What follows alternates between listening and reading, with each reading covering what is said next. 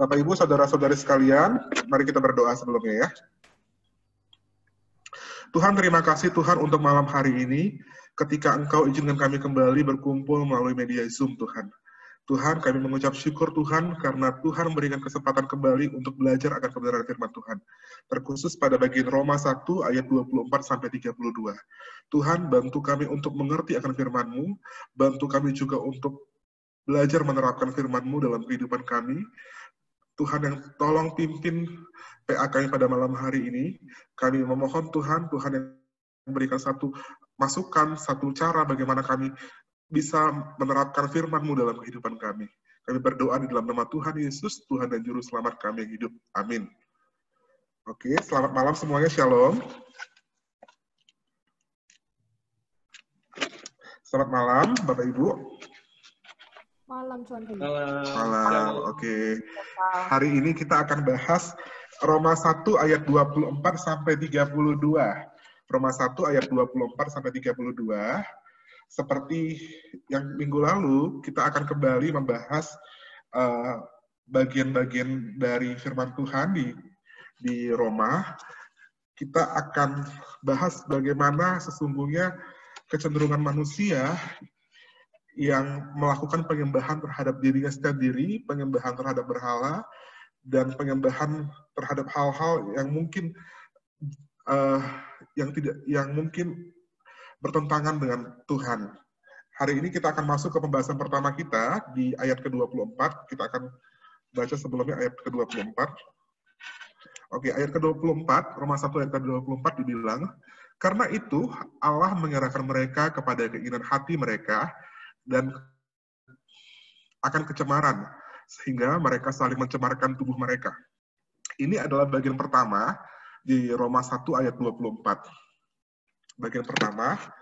Oke, kalau kita lihat ayat pertama ini, ayat 24 ini, kita akan menemukan satu kata, yaitu keinginan hati. Baik, Bapak Ibu, ini bagian berikutnya sebetulnya lanjutan dari satu perikop mulai ayat yang ke-18 itu ya. Kalau minggu lalu ada daftar bentuk kefasikan dan kelaliman sebetulnya sudah dinyatakan oleh Rasul Paulus di situ. Pertama, di dalam ayat 18-20 itu, ini saya review sebentar ya. Bagaimana sejarah umat manusia dimulai dengan sebetulnya mengenal Allah ya. Karena Allah memperkenalkan dirinya kepada manusia itu tak kalah mulai dari penciptaan ya.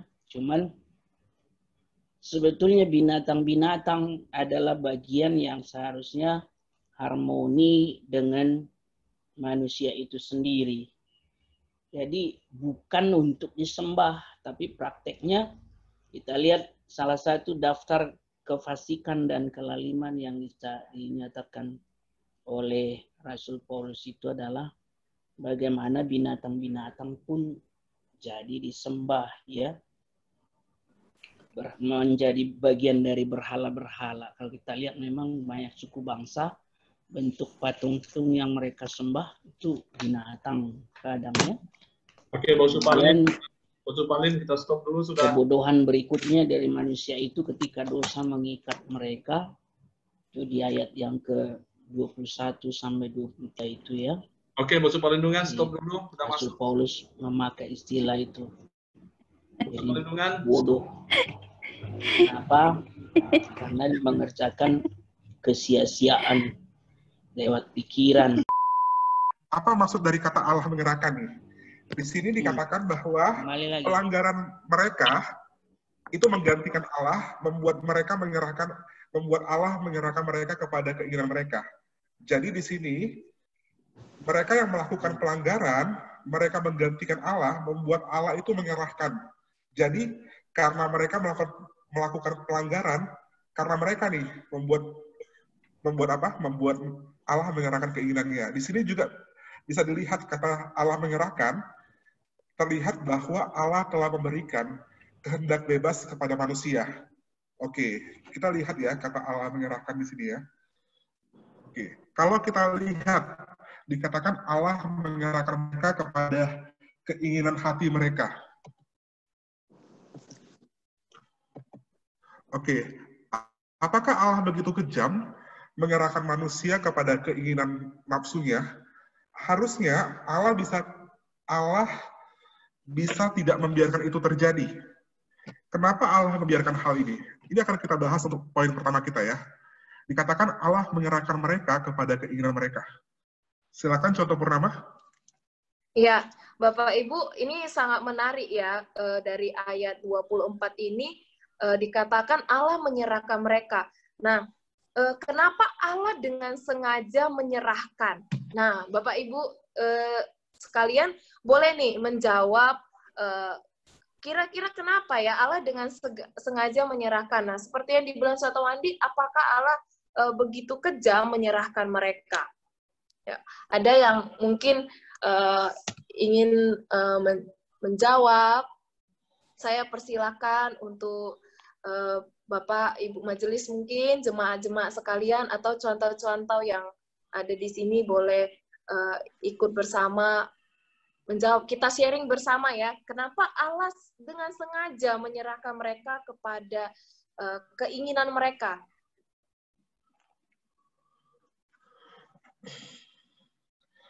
Oke. Ya, Pak Surya tadi ada yang mau menjawab ya, Pak Surya. Ini mic-nya mungkin boleh dibuka, di unmute. Ya, ada yang lain? Yang lain? Oh, mungkin belum ini ya, belum terlalu mengerti ya, belum terlalu mengerti. Jadi mungkin contoh Wandi saya serahkan kembali, mungkin penjelasan selanjutnya bisa membuka wawasan kita lebih banyak lagi sehingga kita bisa tahu menjawabnya. Oke, contoh Wandi, coba saya serahkan kembali ke contoh Wandi. Oke, di sini dikatakan kenapa Allah mengerahkan. Kalau kita lihat ya, kita lihat di ayat ini ya, kita bisa lihat di sini kalau di sini menggunakan kata Allah mengerahkan. Bahkan kalau kita pergunakan bahasa Indonesia yang lebih detail lagi, bisa nggak pakai kata membiarkan? Bisa. Di sini pakai kata mengerahkan. Ini menunjukkan bagaimana Allah itu memberikan kehendak bebas bagi setiap mereka. Mereka yang sudah bersalah, mereka yang sudah masuk ke dalam kesalahan mereka, Allah memberikan mereka kehendak bebas dan ya Allah memberikan mereka kepada keinginan yang mereka mau, Bapak Ibu.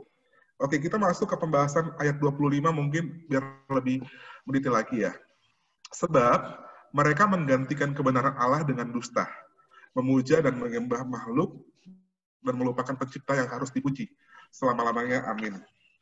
Oke, kalau kita lihat ya, dari kata ini, mereka menggantikan kebenaran Allah dengan dusta. Apa yang dimaksud dengan dusta? Dusta. Di sini kita lihat adanya kebenaran Allah yang digantikan. Dusta adalah perkataan iblis. Bapa dari segala dusta, dikatakan kamu menjadi seperti Allah dalam Kejadian 3 ayat 5. Percaya dusta berarti menolak kebenaran Allah dan terlibat kepada pemujaan berhala. Kecenderungan kuat manusia untuk mempercayai dusta, memuja dirinya sendiri adalah alasan bahwa Alkitab berkali-kali mengingatkan tentang kesombongan. Engkau menjadi tinggi hati dan engkau berkata, aku adalah Allah. Ini yang dimaksud dengan dusta. Ini adalah yang dimaksud dengan dusta. Jadi, mereka menggantikan kemuliaan Allah dengan apa? Dengan apa yang mereka pahamin, dengan berhala di sini. Dan disampaikan lagi bahwa mereka memuja dan menyembah makhluk. Kalau kita lihat, memuja dan menyembah makhluk di sini, menunjuk kepada penyembahan terhadap kepercayaan pada waktu itu. Ada dewa-dewi pada waktu itu. Juga menunjuk kepada penyembahan berhala. Karena itu, mereka melupakan penciptanya yang harus dipuji selama-lamanya. Oke, kita akan masuk ke dalam pembahasan yang berikutnya ya. Menurut Bapak Ibu, kapan sih dusta masuk ke dalam dunia? Kapan dusta masuk ke dalam dunia? Hal yang menarik ya, ketika dibilang bahwa mereka menggantikan kebenaran Allah dengan dusta. Kapan dusta pertama kali masuk ke dalam dunia? Mungkin bisa kita diskusikan contoh? Iya, ya Bapak Ibu, tadi kan dibahas sudah ada ya ini ayat-ayat firman Tuhan. Mungkin slide-nya bisa diturunkan ya contoh Wandi ya. Iya. Biar ya kita bisa lihat semua. Nah, tadi dikatakan bahwa menggantikan mereka itu menggantikan kebenaran Allah. Nah, berarti kebenaran Allah itu digeserkan oleh kebenaran mungkin dirinya sendiri atau kebenaran yang dilegalkan pada masa itu. Dan dikatakan itu menggantikan itu berarti sudah masuk juga ke dalam dusta ya. Dusta adalah pastinya dusta itu perkataan iblis, bukan perkataan Tuhan lagi ya. Nah, iblis bapa segala dosa. Nah, jadi pertanyaannya adalah kapan dusta itu masuk ke dalam dunia? Nah, ini menarik. Sejak kapan sih dusta? Nah, mungkin bisa nih, sejak kapan dusta itu masuk ke dalam dunia? Coba diingat, sejak kapan ada peristiwa apa yang menandakan dusta pertama kali itu masuk ke dalam dunia? Nah, jawabannya sebenarnya ada nih. Contoh Wandi mungkin bisa share slide-nya yang tadi itu. Oke. Ya. Nah, jadi kita lihat lagi ya bahwa dusta itu adalah berarti kebenaran yang tidak berdasarkan kebenaran Allah. Berarti itu bisa kebenaran yang di luar dari Allah gitu. Nah, jadi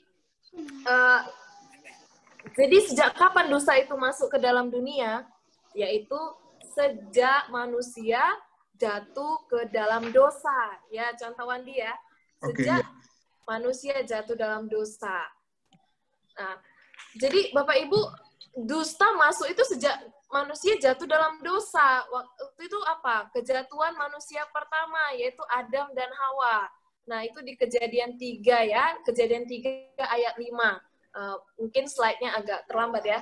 Nah, Kejadian 3 ayat 5 itu dikatakan mereka ingin menjadi seperti Allah. Nah, cikal bakal mereka ingin menjadi seperti Allah itu karena siapa? Karena perkataan iblis. Nah, katanya kan sekali-sekali kamu tidak akan mati, kamu akan menjadi serupa dengan Allah. Nah, perkataan ini berarti ini adalah dusta.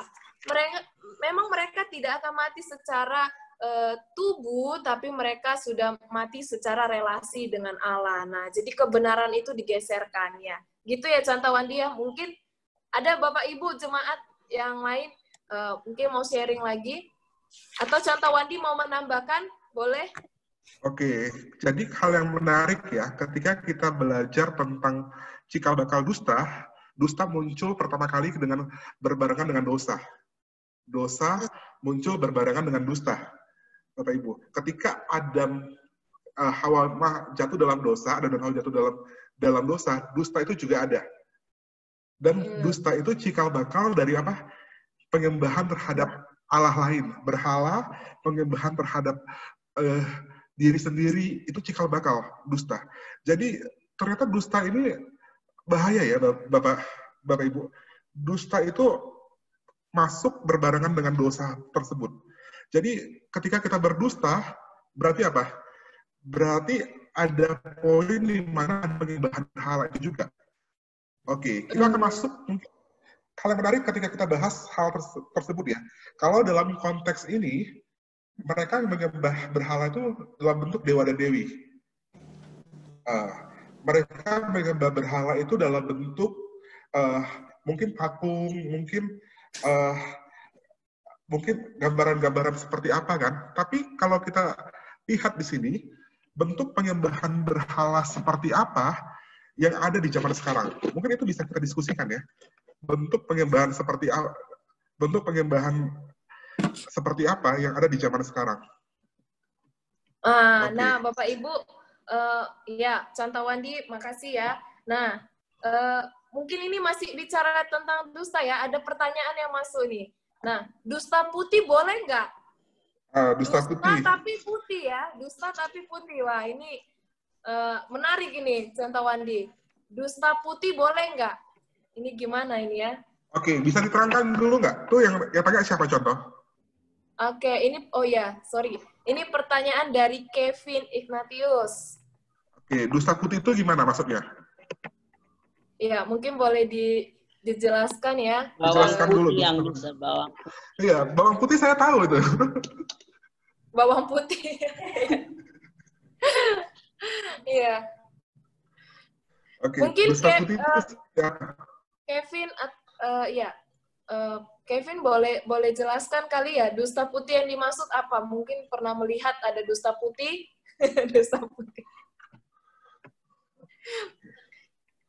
Ya mungkin ini ya Contoh Wandi, dusta putih ada juga pernah ini saya mengalami ini berbohong untuk kebaikan, berdusta untuk kebaikan. Nah mungkin itu ya dimaksud ya dusta putih. Jadi waktu itu pernah itu pengalaman, nanti kalau ada mama di rumah jangan kasih tahu ya gitu. Nah jadi demi kebaikan supaya mama enggak keluar juga, akhirnya saya berbohong gitu.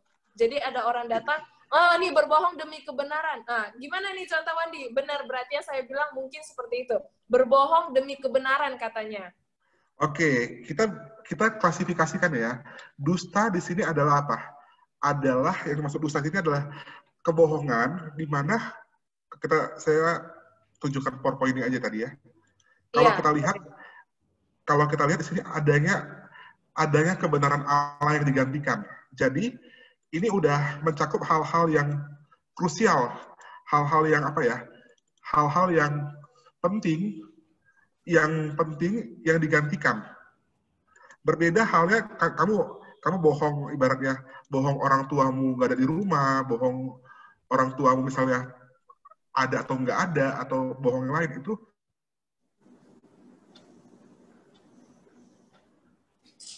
Ya, jaringan Contoh Wandi agak meleset juga ya ini. Berbeda sekarang dusta yang, ya ini berbeda berarti ya?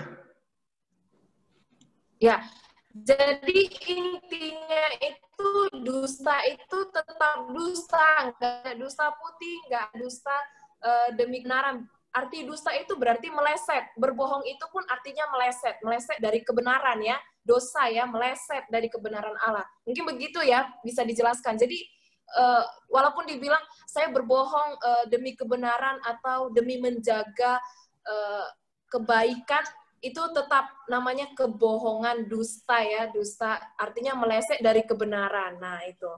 Ya, Contoh Wandi ya. Yang kaitannya adalah kaitannya adalah menggantikan Allah yang harusnya jadi prioritas dengan kebenaran lain. Ya, Contoh Wandi jaringannya tadi agak ini berarti ini ya saya sambungkan ya kalimat peraliannya. Nah, tadi dusta putih udah diselesaikan ya. Dusta putih itu tidak ada, dusta tetap dusta berarti meleset dari kebenaran Allah. Nah, selanjutnya tadi pembahasan kita bahwa dusta merupakan cikal bakal dari penyembahan berhala. Nah, ini Contoh Wandi mau menjelaskan ya. Oke. Apa cikal sih bakal dari penyembahan? Ya, tadi pertanyaannya apa bentuk-bentuk penyembahan berhala ya? Bentuk-bentuknya di masa kini ya, zaman sekarang.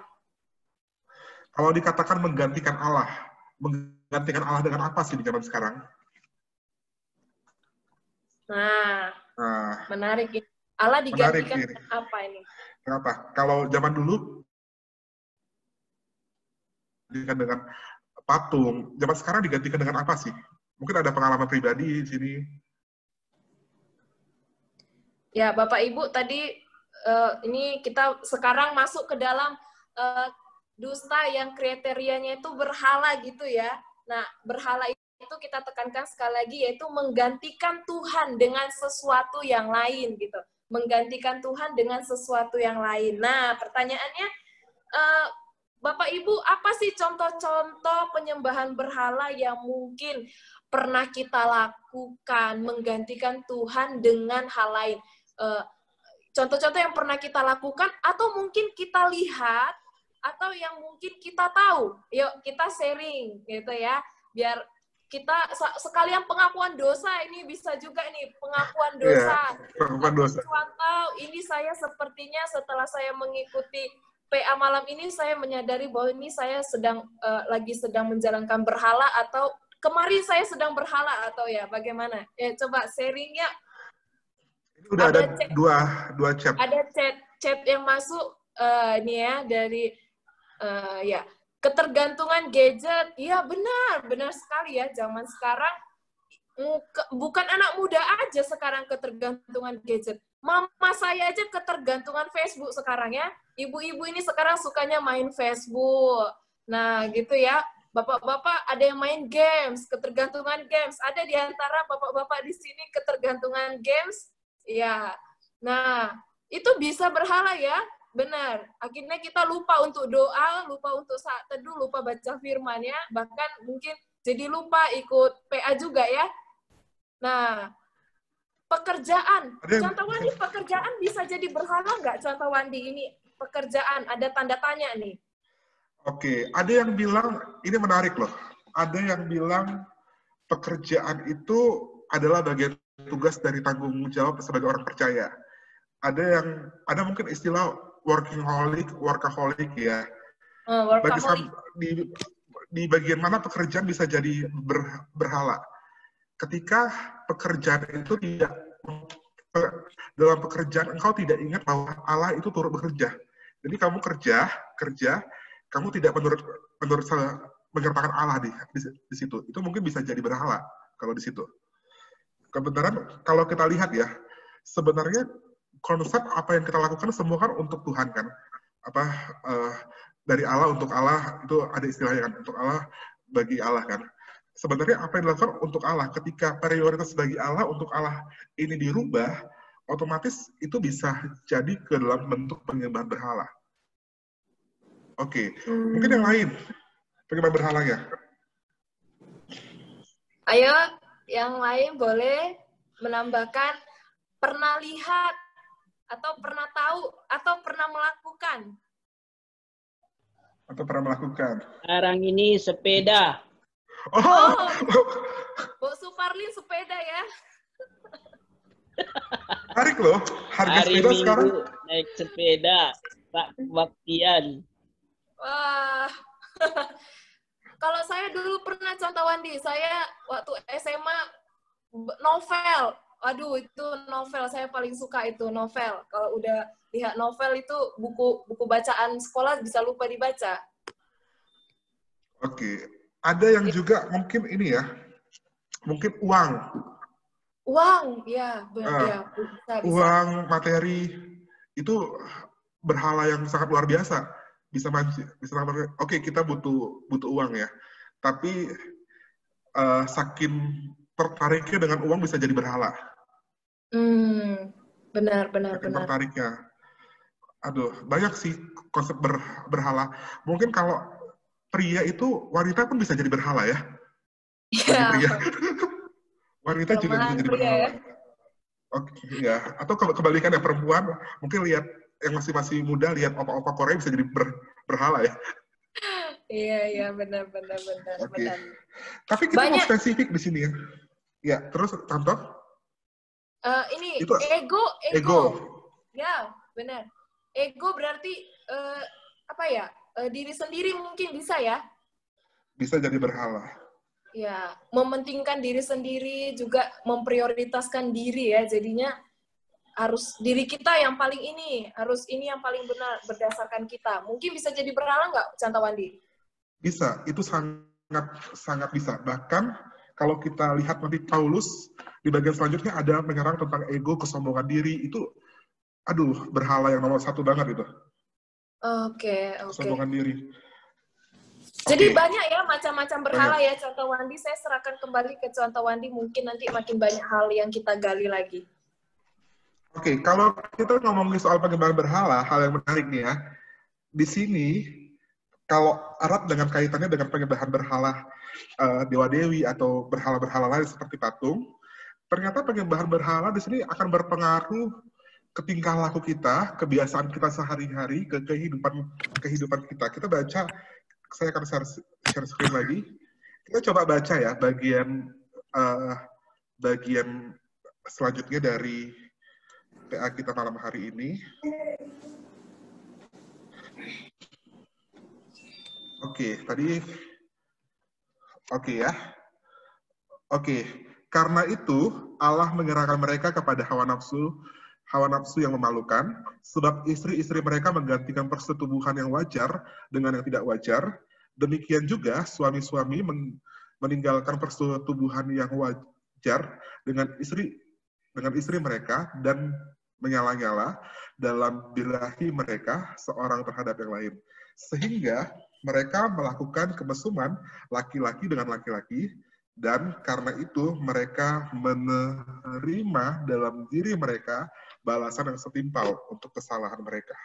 Oke, di sini dilihat bahwa mereka menyerahkan. Sekali lagi di sini bukan mereka menyerahkan, bukan menunjuk pada keinginan Allah untuk membiarkan mereka terpuruk di dalam nafsu mereka, tetapi menunjuk pada Allah yang mengamati secara langsung bagaimana keberdosaan mereka. Jadi Allah lihat langsung nih bagaimana keberdosaan mereka. Bapak-Ibu, saudara-saudari, kita bisa lihat apa pelanggaran mereka. Pelanggaran mereka dikatakan sebab istri-istri mereka menggantikan persetubuhan yang wajar dengan yang tidak wajar. Juga suami-suami meninggalkan persetubuhan yang wajar dengan istri mereka yang menyala-nyala dalam birahi mereka seorang terhadap yang lain, sehingga mereka melakukan kemesuman laki-laki dengan laki-laki. Ini yang mereka lakukan. Istri-istri menggantikan persetubuhan yang wajar dengan tidak wajar. Suami-suami meninggalkan persetubuhan yang wajar dengan istri mereka dan menggantikannya dengan praktek, kalau kita lihat praktek LGBT di sini ya. Praktek LGBT. Oke, selanjutnya, kalau kita lihat kecenderungan dosa seksual. Kecenderungan dosa seksual yang mereka lakukan erat kaitannya dengan apa yang mereka sembah. Kalau yang mereka sembah adalah dewa-dewi pada waktu itu, dewa-dewi waktu itu juga bergumul dengan hal-hal seksual. Kalau kita ingat dengan kisah Herodes, Herodes bergumul dengan dosa seksualnya. Bagaimana dia jatuh cinta bagaimana Herodes lahir dari hasil dewa-dewi yang jatuh cinta dengan manusia. Dewa-dewi Yunani juga terkenal dengan kisah-kisah LGBT-nya. Ada yang gay, ada yang apa, terpisah. Jadi bagaimana konsep Allah, konsep yang mereka sembah, akan berpengaruh ke gaya hidup sang penyembah. Contohnya seperti ini. Kalau kamu menyembah Allah yang kasih, kamu akan hidup dengan kasih. Kalau kamu menyembah Allah yang bergumul terhadap hal-hal seksualitas, kamu juga akan bergumul terhadap hal-hal tersebut. Jadi konsep Allah yang mereka sembah ini akan berpengaruh kepada apa? Kepada sang penyembah. Oke, kalau kita telusuri lebih dalam ya, sesungguhnya apa sih yang menyebabkan dosa mereka itu terjebak dalam dosa seksual? Apa yang menyebabkan orang itu terjebak dalam dosa seksual? Hal yang menarik ya, ketika kita membahas tentang dosa seksual ini adalah dosa yang paling eksis dari zaman dulu sampai zaman sekarang. Dosa yang di setiap kota ada. Hal yang menarik. Mungkin kita bisa bahas hal ini ya, contoh. Apa yang menyebabkan seorang itu terjebak dalam dosa seksual? Iya, jadi perlu ditekankan lagi ya, bahwa tadi Contoh Wandi mengatakan bahwa apa yang kita sembah itu akan mempengaruhi perilaku kita ya. Jadi ketika kamu menyembah seperti di dalam kitab ini, kita sedang melihat bahwa mereka itu melakukan hal seksual secara hawa nafsu mereka, karena mereka melihat dewa-dewi yang mereka sembah, gitu ya Contoh Wandi. Jadi apa yang kita sembah itu mempengaruhi pikiran dan tingkah laku. Nah, ini perlu hati-hati kita. Sekarang apa nih yang lagi kita sembah? itu akan mempengaruhi perilaku kita ya. Nah, sekarang pertanyaannya ini lebih dalam lagi ternyata ya. Tadi kita dibawa dari tahap awal, kedua, ini sekarang lebih dibongkar lagi ya. Ternyata bukan hanya penyembahan berhala secara patung, tapi ada dosa yang bukan lumayan besar ya, dosa yang sangat besar. Sangat besar gitu ya, dosa seksual. Nah, pertanyaannya, apa yang menyebabkan seseorang terjebak dalam dosa seksual ini? Tadi menarik ya, berbicara tentang dosa seksual. Saya beberapa waktu sharing sama Contoh Wandi, ternyata dosa seksual ini ada di setiap kota, seperti yang dibilang Contoh Wandi tadi ya, dosa seksual ini. Kenapa ada? Saya bilang, mungkin karena kebutuhan, karena kita melihat setiap kota ada. Misalnya nih ya, kalau di Medan itu ada Gajah Mada. Nah, Bapak Ibu tahu dengan istilah-istilah ini tidak? Di Jalan Gajah Mada. Nah, ada bisnis seksual di sana. Nah, kalau di Bandung itu terkenal dengan Saritem.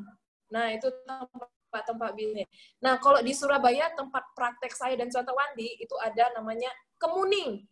Nah, jadi mereka di pinggir-pinggir kuburan melakukan dosa seksual itu.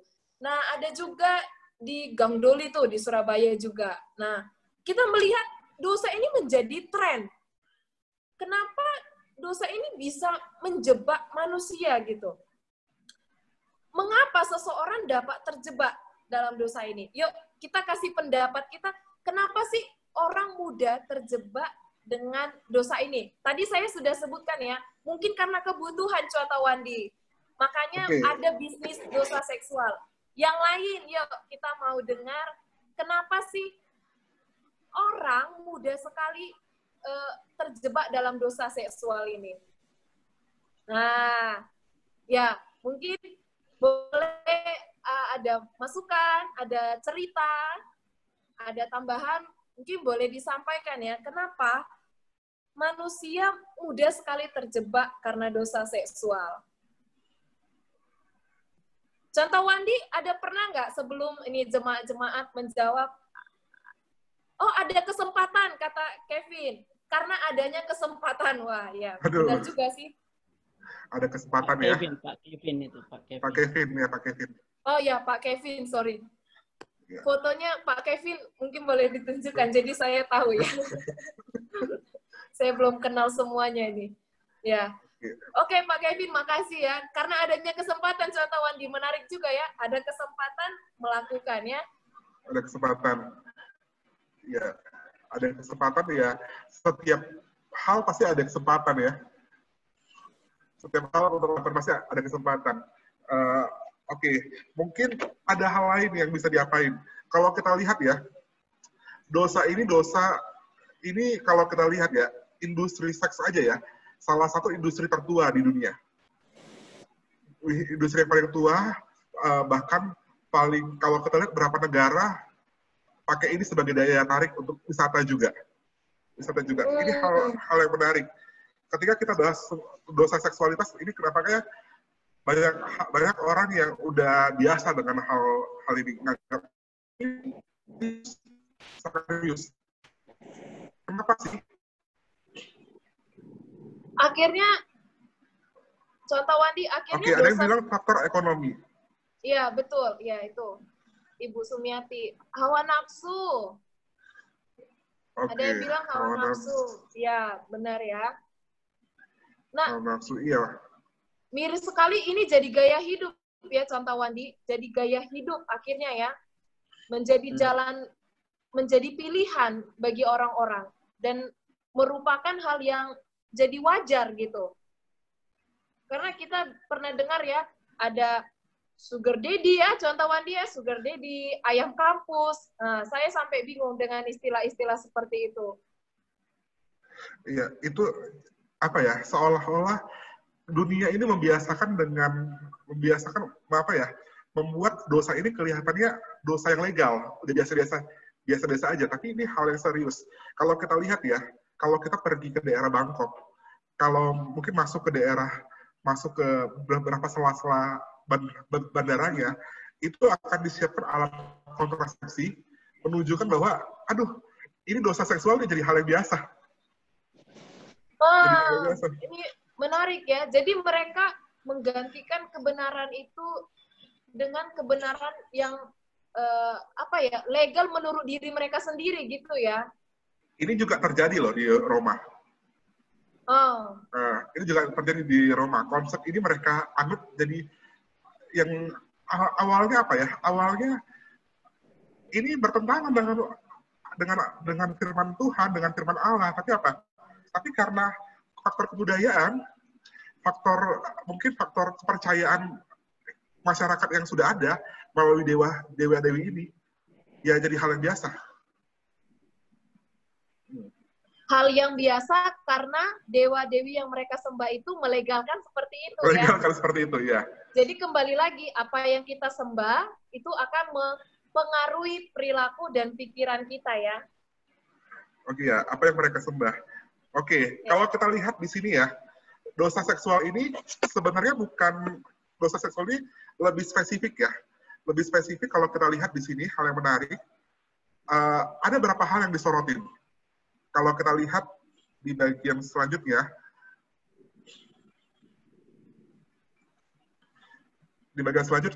dosa seksual itu disorotin yaitu dilakukan oleh pria dan wanita. Jadi, baik itu wanita, baik itu juga pria, juga melakukan.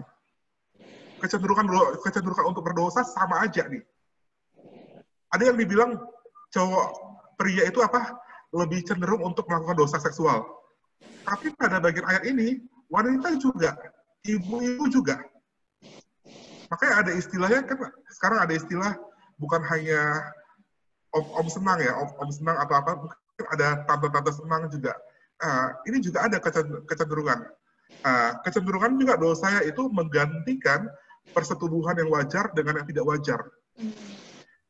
Kalau kita lihat ini hal-hal yang miris ya, hal yang miris di mana seks yang harusnya kudus, kalau kita lihat konsep perjanjian lama, seks harus yang kudus digantikan menjadi hal-hal yang tidak wajar. Apa bentuk penggantian ini? Bentuk penggantian ini bisa menjadi satu sensasi di dalam seks.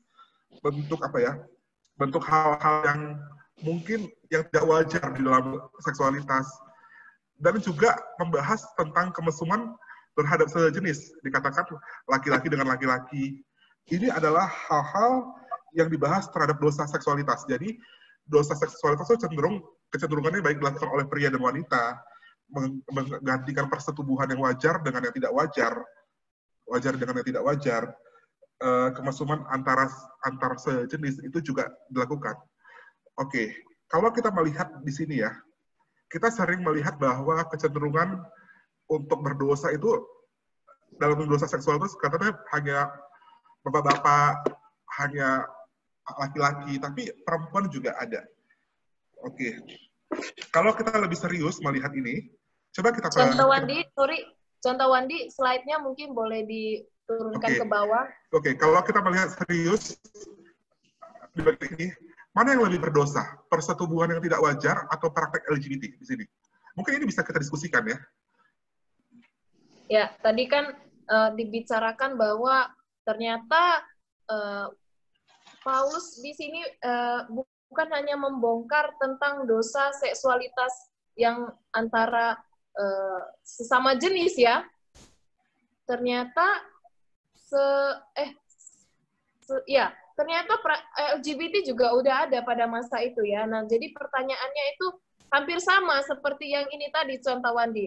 Dosa putih sama dosa hitam itu mana yang lebih berdosa gitu ya. Berbohong demi kebenaran mana yang lebih berdosa. Nah, ini sekarang pertanyaannya mana yang lebih berdosa? Ya. Perselingkuhan, persetubuhan yang tidak wajar atau praktek LGBT.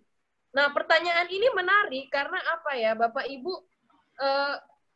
di belakangan waktu ini kita melihat bahwa LGBT itu begitu banyak diserang dari berbagai sudut pandang gitu ya, berbagai sudut pandang, berbagai komunitas, bahkan berbagai orang banyak menyerang LGBT. Seolah-olah LGBT ini tuh lebih berdosa. Nah, tapi kenapa perselingkuhan, pelakor itu rasanya tidak terlalu membooming. Yang terlalu membooming itu rasanya LGBT, seolah-olah LGBT itu sangat-sangat berdosa dibandingkan perselingkuhan ataupun orang-orang yang mengganggu suami atau istri orang gitu ya. Nah, sekarang pertanyaannya itu, menurut nih Bapak Ibu sekalian, mana yang sih lebih berdosa dari hal ini yang udah kita baca itu? Sebenarnya yang lebih berdosa itu mana sih? Perselingkuhan, perzinahan, persetubuhan, atau LGBT yang melakukan seks secara dengan sesama jenisnya? Nah, sudah ada jawaban yang masuk nih, Contoh Wandi. Ya, sama cek. aja. Oke, apa? Sama aja. Sama aja. Ya, Contoh yang Wandi. lain. Iya, silakan, Contoh Indra. Contoh Wandi. Iya, tadi ini teksnya menarik sekali sebenarnya ketika tadi udah diuraikan. Cuma mungkin contoh terskip yang di ayat 24 itu ya. Yang tadi di awal ketika pembahasan karena itu Allah menyerahkan gitu. Jadi kenapa sih sampai yang di ayat selanjutnya akan muncul seperti penyembahan, terus terjadinya penyimpangan persetubuhan, hawa nafsu akhirnya tidak terkendali. Nah, mungkin yang ayat 24 sama ayat 26, karena itu Allah menyerahkan. Nah, itu mungkin contoh boleh bahas sedikit di situ. Nanti itu akan dibahas di ayat 28 contoh. Karena 28 itu akan ada lagi dan akan masuk lagi contoh. Iya. Jadi kita akan tinggalkan itu di ayat ke-28. Ini hal yang menarik kalau contoh untuk dibahas. Iya, jadi mungkin biar sinyalnya ini putus-putus. Jadi mungkin ketika melihat ayat 24 sampai 28 ya. Sampai 32 nanti contoh. Sampai 32. Nah, jadi ini mungkin nanti rekan-rekan bisa memperhatikan di Alkitabnya juga ketika Allah menyerahkan ini seakan-akan Allah itu tega ya. Jadi sehingga ayat 26 sampai selanjutnya itu merupakan suatu hal yang wajar.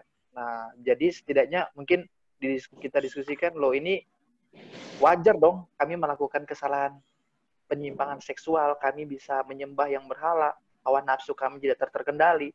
Itu karena Allah sudah menyerahkan. Apakah itu demikian? Apakah seperti itu? Ya, makasih. Oke, hal yang menarik ya. Mungkin kita bisa sedikit lompat ya, contoh. Oke, ya silakan contoh Wandi. Boleh. Mungkin kita bisa sedikit lompat. Kalau kita lihat di ayat ke-28 ya, ayat ke-28, ayat ke-28, sorry, saya akan lompat. Ayat ke-28, dia dikatakan seperti ini. Saya agak mundur, dan karena mereka tidak merasa perlu mengakui Allah, maka Allah menyerahkan mereka kepada pikiran-pikiran yang terkutuk, sehingga mereka melakukan apa yang tidak pantas. Kalau kita lihat ayat ini ya, ayat ke-28, karena sebenarnya ini jawaban mengapa Allah menyerahkan mereka. Mereka merasa tidak perlu untuk mengakui Allah. Allah menyerahkan mereka pada pikiran-pikiran mereka yang terkutuk. Ya, sorry ya, ini jaringan contoh Wandi bermasalah lagi. Ya, jadi tadi saya coba ini ya. Jadi contoh Wandi mengatakan tadi di ayat 28, karena mereka tidak merasa perlu untuk mengakui Allah. Nah, jadi tadi mereka, kalau saya menyimak alur dari contoh Wandi, mereka tidak merasa perlu untuk mengakui Allah. Karena mereka tidak memerlukan Allah, mereka tidak memerlukan Allah, mereka menggantikan Allah, menggeser kebenaran Allah, sehingga terjadilah hal-hal seperti yang tadi. Karena mereka merasa tidak perlu Allah, tidak perlu kebenaran Allah, jadi mereka melakukan yang dosa seksual, melakukan penyembahan berhala, dan itu bagi mereka jadi hal yang wajar, jadi hal yang legal, hal yang benar. Nah, karena mereka sudah menggeser Allah, sudah menggantikan Allah. Jadi bagi mereka kebenaran yang mereka anut itu hal yang benar gitu. Nah, mungkin itu yang bisa saya tambahkan ya. Nah, mungkin dari Bu Suparlindungan bisa menambahkan? Ya, itu jadi berlanjut lagi kayak 28 bagian terakhir itu. Ya, menyerahkan mereka kepada pikiran-pikiran yang terkutuk. Nah, itu makin parah lagi. Ya, jadi bukan hanya sebatas pencemaran dari perilaku dan tingkah laku seksual yang menyimpang, tapi juga pikiran-pikiran yang terkutuk. Ini keras sekali Rasul Paulus menyatakan itu, dan daftar pikiran-pikiran yang terkutuk itu mulai ayat 29 itu sampai 32, Rasul Paulus membuat 24 daftar kejahatan di situ. Dan 24 ini masih relevan sampai sekarang, sebagian manusia melakukannya ini, ya. Itu mungkin juga satu-satu bisa kita cek secara sepintas-pintas. Ayat 29 sampai 30, daftar 24 dosa-dosa itu ya, silakan. Oke, tadi kan dibilang bahwa Allah itu menyerahkan mereka kan pada keinginan. Jadi sesungguhnya itu berkait pada keinginan mereka.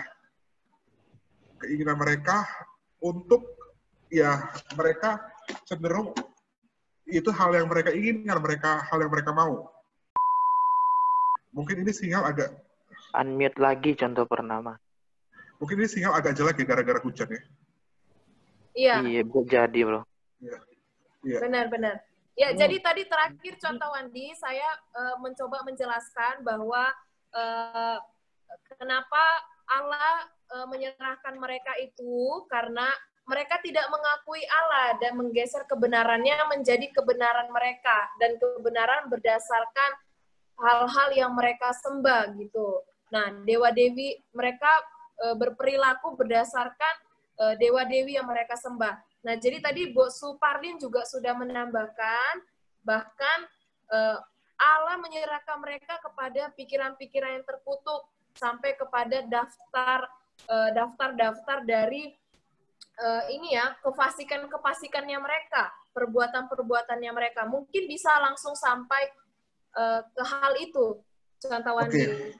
Oke, kalau kita lihat juga di bagian ini ya, di bagian ini kita lihat di bagian tadi ya, saya sambung dulu bagian saya sebelum ya.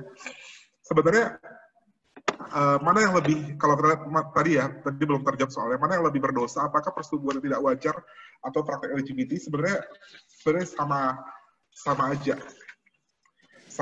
Ya. Antara persetubuhan yang tidak wajar dengan LGBT ya sama aja, sama-sama berdosa. Dosa kan tidak diukur seberapa besar kamu melakukannya. Ya, konsepsinya akan sama. Oke, kita tadi udah masuk ke bagian apa? Ke bagian menyerahkan. 24 menyerahkan, 28 tadi ya.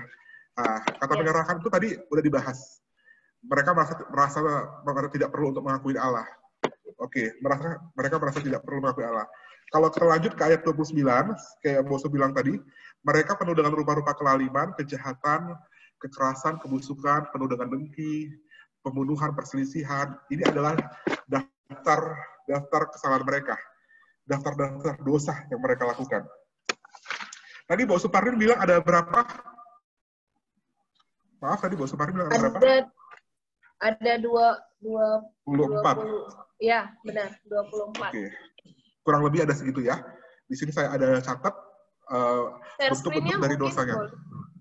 Ini udah kelihatan? Oh iya, oke. Oke, ini ada catat. Coba perhatikan satu-satu. Penuh dengan rupa-rupa kelaliman, kejahatan, keserakahan, kebusukan, penuh dengan dengki, pembunuhan, perselisihan. Ini adalah dosa-dosa mereka. Kalau kita lihat, dosa-dosa mereka ini merupakan respon dari mereka yang tidak mengenal Allah. Mereka yang tidak mengenal Allah, mereka melakukan dosa ini. Dan dosa-dosa ini juga mencerminkan bagaimana kehidupan mereka yang juga bertentangan dengan Allah. Dan juga menunjukkan kesalahan yang begitu besar. Contoh Wandi, sorry, Ya? share screen-nya belum sesuai dengan itu. Contoh-contoh dosanya tadi, yang 24, belum Ini muncul. udah? Ini udah? Ini ada yang jawab belum juga, di share screen saya juga belum sih. Oke, saya coba ulang ya. Iya. Oke, contoh-contoh dosa. Ya, turun lagi contoh. Ya. Ya, ini udah? Belum, John. Oke, sudah. Oke, Ya, udah sudah. ya. Coba kita perhatikan ini jelas-jelas.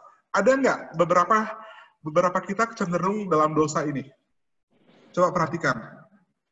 Kita dengan jelas. Mungkin ada salah satu, atau dua, tiga, atau empat, atau semuanya. Salah satu. Kalau kita ada dalam salah satu ini, mungkin kita merupakan orang yang tidak mengenal Allah di sini. Mungkin kita mencerminkan bahwa kehidupan kita bertentangan dengan Allah. Mungkin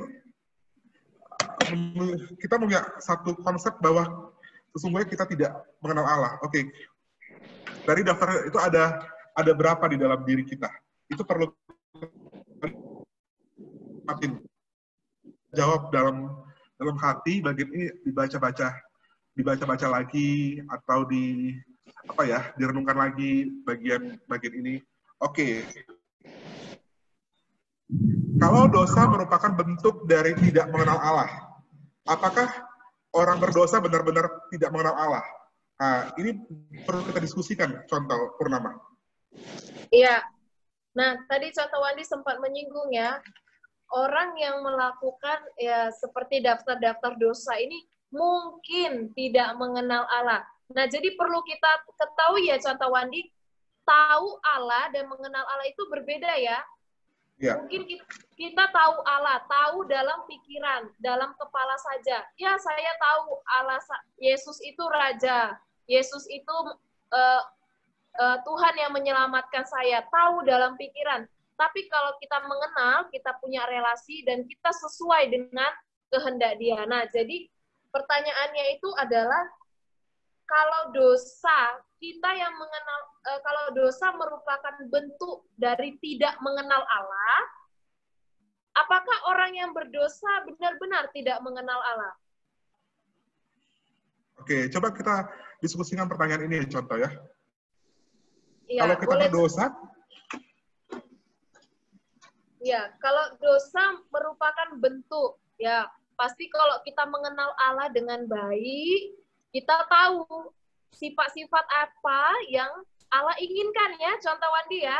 Ya. Ya, kalau kita mengenal Allah dengan baik, kita pasti tahu sikap-sikap hidup seperti apa yang Allah inginkan dalam hidup kita. Nah, pertanyaannya, apakah orang berdosa masuk dalam mereka benar-benar tidak mengenal Allah? Atau Bapak Ibu mungkin berpikir, ada kok dia melakukan dosa, tapi dia mengenal Allah. Nah, itu gimana ya gitu? Mungkin gitu ya contoh Wandi ya? Ya. Banyak orang yang bilang, kamu dosa ya, kamu nggak kenal Tuhan ya. Padahal dia kenal sama Tuhan. Dia orang, tapi pertanyaan yang menjadi fokus ini, apakah orang-orang berdosa itu benar-benar mengenal Tuhan? Oke, mungkin ada respon Bapak Ibu? Ya, mungkin bisa merespon lewat chat. Ya, lewat chat. Kalau jaringannya tidak bagus, mungkin bisa lewat chat. Atau bisa secara langsung. Ini sudah ada ya. Oke. Kok ya. Ahui bilang 100% sifat itu pasti ada di dalam diri manusia, baik Kristen maupun non-Kristen. Maka kita disebut sebagai manusia berdosa, sehingga perlu penebusan Kristus. Oke, baik. Cukup baik jawabannya. Maka yang mengenal Allah tapi tidak kenal diri sendiri. Sebab sebagai ciptaan perlu sembahan. Sebagai Allah. Jadi dia tahu Allah tapi tidak tahu diri sendiri ya. Gimana itu? Tahu Allah tapi tidak tahu diri sendiri. Mengenal Allah tapi tidak tahu diri sendiri. Seharusnya kalau kita mengenal Allah berarti kita kenal diri kita ya. Karena kita diciptakan oleh Allah ya. Kita diciptakan oleh Tuhan ya. Oke. Nah. Berarti Menarik. memungkinkan nggak contoh Wandi, dia kenal, dia mungkin tahu Allah. Tapi apa contoh? Dia tahu Allah, tapi dia nggak mengenal Allah. Tahu Allah tapi tidak mengenal Allah. Oke. Atau bagaimana ya? Nah, Enggak. ini ya, kalau kita lihat ya, orang-orang, kita kembali kepada orang-orang Roma ya. Orang-orang Roma, konteks orang-orang Roma adalah orang-orang Yahudi, orang-orang migrasi, orang-orang Yunani juga ada di situ. Konsepnya orang Roma asli pun ada di situ. Kan? Mereka itu orang-orang dengan standar pemikiran sangat tinggi.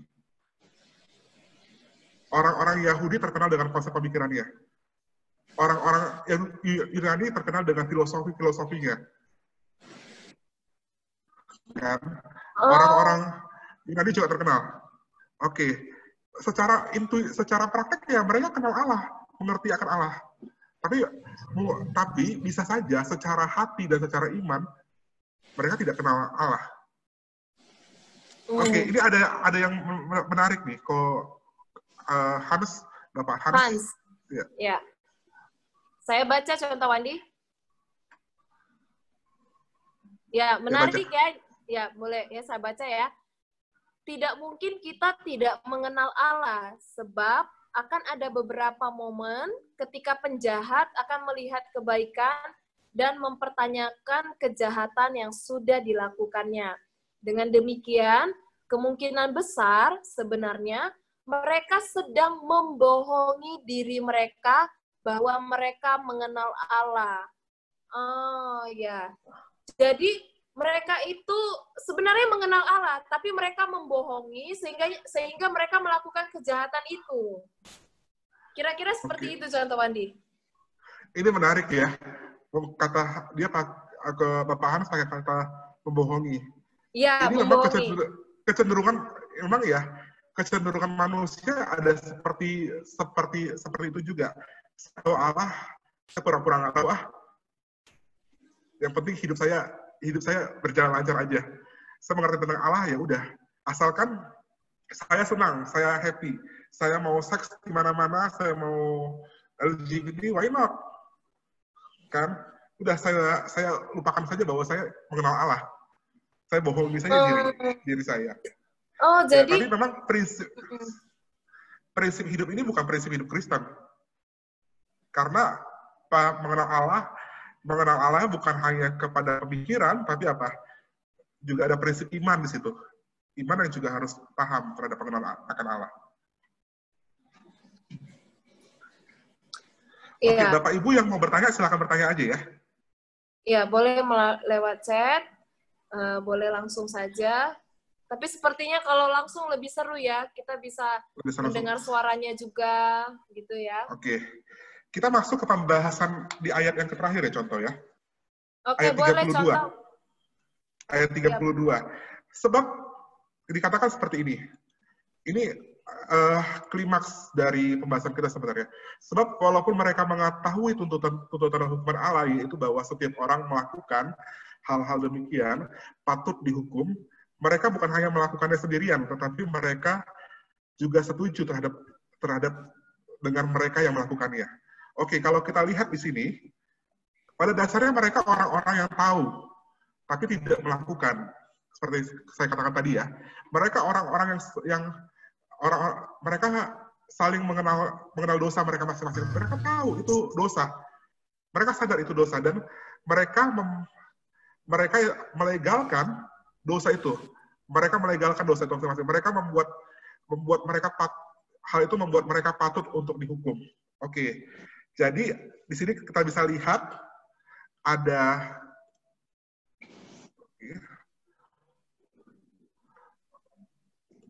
Oke. Di sini kita bisa lihat ya. Tadi share screen saya kelihatan nggak? Nggak ya contoh ya? Enggak, contoh. Oke, di sini kita bisa lihat kalau ternyata pada dasarnya mereka tahu tapi tidak melakukan, mereka melegalkan dosa masing-masing dan mereka patut untuk dihukum. Oke. dari ayat ini kita bisa lihat ya, walaupun mereka mengetahui tuntutan-tuntutan atas hukuman Allah bahwa setiap orang melakukan demikian patut untuk dihukum mati, mereka bukan saja melakukan sendirian, mereka lakukan bareng di sama-sama, tetapi mereka mereka dengan setuju dengan mereka yang melakukannya. Jadi ada hal yang dimana mereka melegalkan dosa dari rekan-rekan mereka juga. Oke, kalau melihat dari sini, dari bagian ayat ini ya, walaupun mereka mengetahui segala tuntutan dan hukuman-hukuman Allah, yaitu bahwa setiap orang melakukan demikian patut untuk dihukum mati, mereka bukan saja melakukannya sendirian. Oke, mereka sadar terhadap hukuman Allah. Pertanyaannya, ketika kita sadar dosa, kita sadar nggak bahwa ada penghukuman dari Allah? Itu hal yang serius untuk kita renungkan hari ini. Ketika kita sadar bahwa Allah itu adalah Allah yang menghukum, kita sadar nggak ketika kita melakukan dosa, ada penghukuman dari Allah? Sadar nggak kita terhadap penghukuman dosa? Oke, nah, contoh mana mungkin? Ya, contoh Wandi ini menarik berkaitan dengan yang dikatakan Pak Hans tadi ya.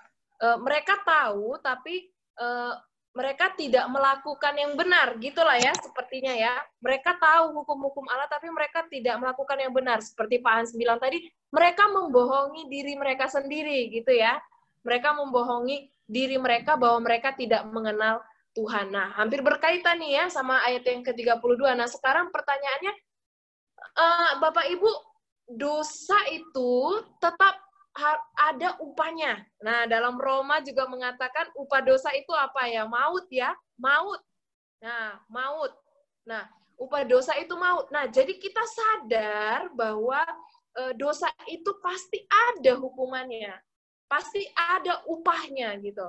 Nah, jadi ketika kita melakukan dosa, daftar-daftar dosa yang tadi nih, yang 24 tadi, ketika kita melakukan daftar-daftar dosa tadi, seberapa sadarkah kita bahwa semua yang kita lakukan itu akan mendapatkan penghukuman? Ya, begitu ya contoh Wandi ya? Iya. Akan ada penghukuman atas dosa. Ya, ini dari ya contoh Wandi boleh ini ya. Oke, kita baca bos perlindungan dulu ya. Ya. Oh, bos perlindungan. Oh, kita langsung lompatin ke Bapak Ahui aja. Silakan. Nggak usah. Langsung Pak Kevin yang langsung Pak Ahui aja ya. Oke, mayoritas manusia sadar saat melakukan dosa dan konsekuensinya namun menyerahkan dirinya pada keinginan daging. Oke, ini sadar terhadap dosa, tapi menyerahkan keinginannya pada dagingnya. Ya, kalau orang bilang ya, jalan ke sana, itu jalannya jurang, udahlah, biarkan aku jalan, biarkan aku mati. Jadi dia menyerahkan hidupnya. Iya, benar. Ya. Jadi pada dasarnya kalau berdasarkan jawab Pak Ahui, mayoritas manusia itu sadar ketika melakukan dosa. Tapi mereka menyerahkan keinginannya pada kedagingan ya. Iya. Kalau kita lihat di sini ya, ini hal yang menarik ya. Kita sering membahas soal pengampunan, tetapi kita jarang membahas soal konsekuensi dari dosa. Menarik. Dosamu diampuni. Oke, Tuhan Yesus disalib demi dosamu. Tapi kita harus ingat, konsekuensi dari dosa tetap ada walaupun dosamu diampuni. Sebagai contoh, kamu berselingkuh. Oke, kamu mengaku dosa kamu bahwa kamu berselingkuh. Dosa kamu diampuni. Tapi konsekuensinya ada. Konsekuensinya mungkin akan kamu terima dari Tuhan, atau mungkin kamu terima dari lingkungan sosialmu. Bisa aja kamu dipermalukan gara-gara itu. Mungkin ada hal-hal lain yang kamu terima. Ada konsekuensi terhadap dosa.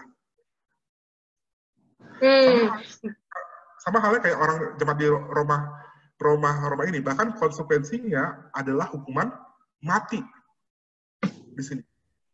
Konsekuensi terhadap dosa itu ada. Sekarang pertanyaannya, memang manusia adalah makhluk yang rentan terhadap dosa. Tapi apakah kita mau menyerahkan diri kita terhadap dosa? Nah, ya. Kalau kita terus-terusan menyerahkan diri kita terhadap dosa, berarti kita lagi membohongi kalau kita mengenal Allah ya. Bisa Mengenal jadi Allah. gitu ya. Iya. Kalau kita terus-terusan, secara terus-menerus dan secara sadar. Nah, nih penekanannya ya. Secara sadar menyerahkan diri kepada dosa-dosa. Baik itu dosa gosip, yang kecil-kecil aja, yang kecil-kecil ya, dalam kehidupan sehari-hari ya. Dosa gosip, dosa membuli, mengejek ya, baru dosa memfitnah atau baru dosa perselingkuhan secara sadar. Tadi mayoritas manusia sadar ya. Kalau kita secara sadar dan terus-menerus secara sadar melakukan dosa, berarti kita sudah membohongi diri kita sebagai pengikut-pengikut Kristus bahwa kita mengenal Kristus ya, mengenal Allah ya. Oke, mungkin ada mungkin pertanyaan di waktu-waktu terakhir kita, tinggal 5 menit lagi nih. Sekitar 5 menit lagi. Ada pertanyaan? Ya, Perlindungan silakan, Bos. Iya, karena saya lihat waktu dan cuaca lagi buruk saya di sini ya. Mungkin di tempat lain juga begitu ya. Saya kira tetap gambaran yang kita bahas hari ini akan adalah gambaran penyembahan berhala yang memang di luar Kristus, di luar Tuhan Yesus ya. Apapun itu dan semua daftar itu ya pasti membawa kebinasaan ya. Tapi kita bersyukur bahwa kita yang ikut PA malam hari ini adalah orang-orang yang sudah mengalami kasih karunia Tuhan. Singkatnya sebetulnya adalah keselamatan dari Tuhan kan sudah menjadi milik kita.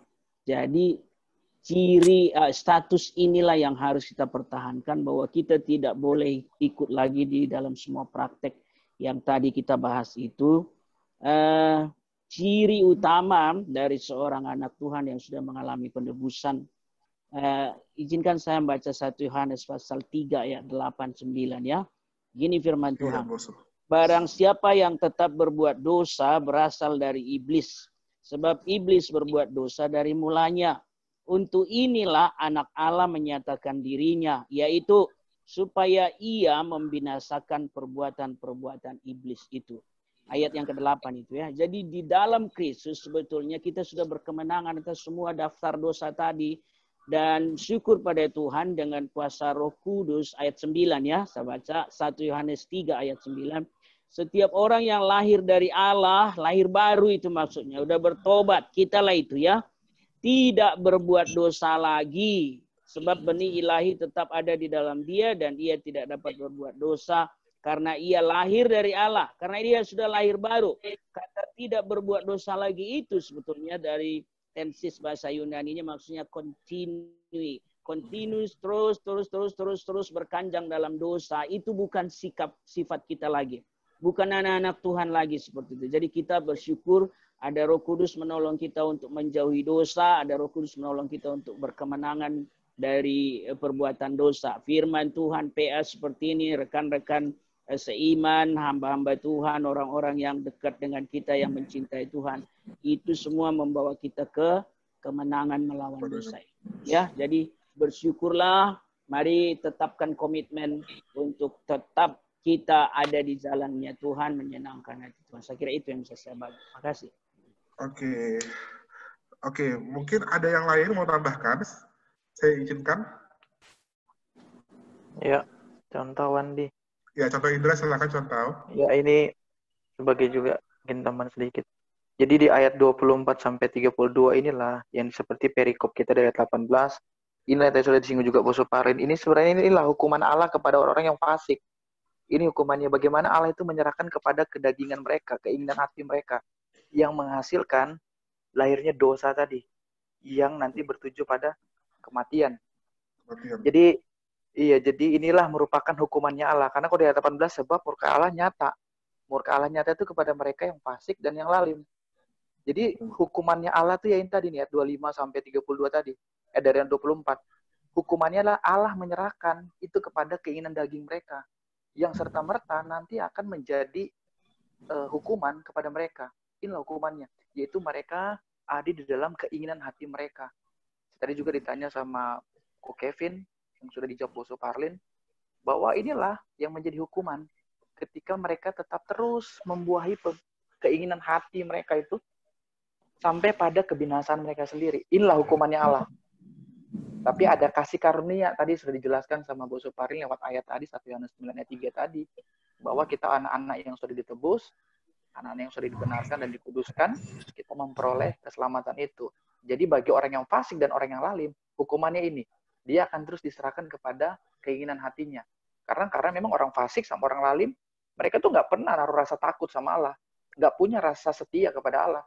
Akhirnya mereka terus diserahkan kepada keinginan mereka. Karena tadi sudah contoh Wandi juga singgung, ayat 28, karena mereka sendiri mengakui aja Allah itu nggak perlu rasanya. Tapi mereka merasa perlu adalah keinginan dan kedagingan mereka. Ya, mungkin kira-kira itu. Oke. Kita udah masuk ke akhir-akhir pembahasan kita, udah jam 9. Bapak, Ibu, Saudara-saudari, ketika kita bahas soal dosa, kita juga hal yang perlu dibahas, penghukuman Allah juga perlu dibahas. Pengampunan Allah, pengorbanan Allah, penebusan Allah juga perlu kita bahas. Bagaimana Allah juga serius terhadap penebusan terhadap dosa. Bagaimana Allah juga serius terhadap bagaimana dia mengampuni dosa kita. Di mana Allah yang sudah serius dengan pekerjaan bagaimana dia mengampuni dosa kita, maukah kita terus bergumul terhadap dosa itu? Saya ingat tadi kata contoh Purnama, jangan membohongi diri kita sendiri bahwa kita mengenal Allah, tetapi kita tetap terus bergumul terhadap dosa. Kalau Anda benar-benar mengenal Allah, Anda akan hidup berusaha jauh dari dosa, karena Allah sendiri Allah yang sangat membenci dosa. Allah yang sangat tidak suka terhadap dosa. Oke, contoh Purnama bisa mungkin menutup kita dalam doa, contoh? Iya. Ya, terima kasih ya untuk Bapak Ibu Jemaat yang sudah berbagi lewat chat. Ya, kita sangat ditambahkan ya wawasannya. Kita saling-saling belajar di sini dan berharap PA minggu depan kita juga bisa bersama-sama lebih lagi mengenal firman Tuhan ini, dan tentunya kita harus mengaplikasikannya dalam kehidupan kita ya. Oke, Bapak Ibu, berakhir pendalaman Alkitab kita Roma pada malam hari ini, kitab Roma pasal 1 ayat 24 sampai 32. Ya, mari kita berdoa sebelum kita mengakhiri pendalaman PA kita malam hari ini. Kita berdoa. Tuhan, kami sungguh bersyukur atas cinta kasih-Mu kepada setiap kami. Oleh karena firman-Mu, kami boleh diajar, dididik, bahkan kami boleh melihat setiap kesalahan-kesalahan yang ada dalam diri kami. Tuhan, kami menyadari kami manusia yang penuh dengan dosa. Kami manusia yang seringkali secara sadar melakukan dosa. Bahkan terkadang kami terus melakukan dan jatuh di dalam dosa tersebut.